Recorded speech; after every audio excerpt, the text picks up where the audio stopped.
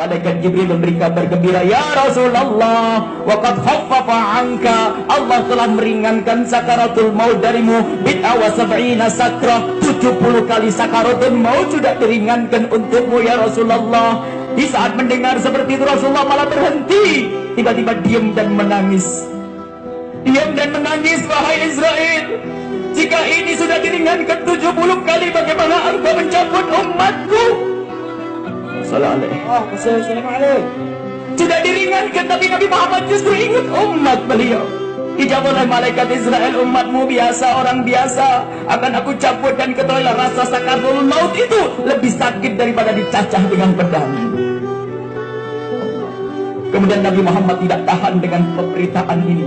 Dengan kabar malaikat Israel, Nabi Muhammad tidak tahan. Kemudian Nabi Muhammad memohon Allah, ya Allah, Allahumma khaffif ala ummati sakaratul maut wa taqil alayya. Ya Allah, ringankan sakaratul maut untuk umatku dan bebankan kepadaku ya Allah.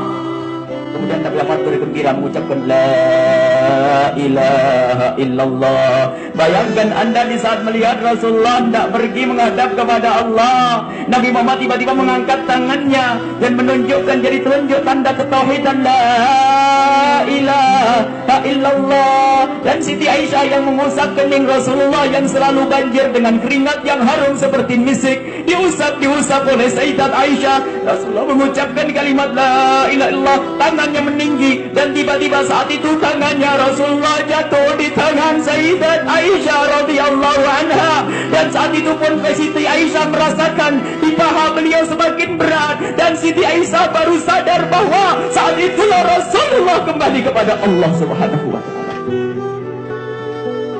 Rasulullah kembali kepada Allah, dan Sayyidah Aisyah tidak bisa berkata apa-apa. Rasulullah pulang kepada Allah, kembali kepada Allah. Sayyidah Aisyah bingung. Kemudian diletakkan kepala Rasulullah, kemudian keluar ke pintu dan berkata Rasulullah meninggal. Rasulullah telah kembali kepada Allah. Heboh yang ada di masjid, semuanya ribut. Sayyidina Ali yang saat itu berdiri terduduk dan tidak bisa berdiri lagi. Sayyidina Utsman tidak bisa berkata-kata sepatah kata pun. Bahkan ada yang jatuh pingsan, dan ada yang berkata, Sayyidina Zaid berkata, mataku setelah ini tidak boleh melihat selain Rasulullah. Ada yang langsung dibutakan oleh Allah saat itu. Ada lagi yang berkata, jika Rasulullah mati, aku tidak ingin hidup tanpa Rasulullah, ikut mati bersama Rasulullah. Dan masih banyak cerita-cerita dahsyat bersama meninggalnya Rasulullah sallallahu alaihi wasallam. Sayyidina Umar bin Khattab mendengar berita kematian Nabi Muhammad, beliau marah dan berkata, hai kaum muslimin, jangan seperti orang munafik berkata Muhammad telah mati. Muhammad tidak mati, Muhammad pergi kepada Allah, nanti kembali lagi. Mengangkat pedang Sayyidina Umar yang mengatakan Muhammad mati akan aku penggal lehernya. Datanglah Sayyidina Abu Bakar As-Siddiq. Setelah datang Sayyidina Abu Bakar As-Siddiq, Sayyidina Abu Bakar langsung masuk ke kamarnya Rasulullah sallallahu alaihi wasallam. Dan di saat itu Sayyidina Abu Bakar hanya bisa melihat Rasulullah, ya Nabiyah, ya Safiyah, ya Khalilah, wahai Nabi Allah, wahai Rasulullah. Kemudian Sayyidina Abu Bakar As-Siddiq dengan tangis memeluk Rasulullah dan mencium kening Rasulullah, seperti saat si waktu hidup pernah mencium kening Rasulullah dengan tangis. Kemudian Sayyidina Abu Bakar berkata, ya Rasulullah, kita hayyan wa mayyita, sungguh engkau senantiasa harum hidup dan mati ya Rasulullah. Dan di saat Nabi Muhammad dikubur ini, setelah dikuburkannya Rasulullah, Sayyidina Anas ditemui oleh Siti Fatimah Zahra. Wahai Anas, hai Anas, hai Anas,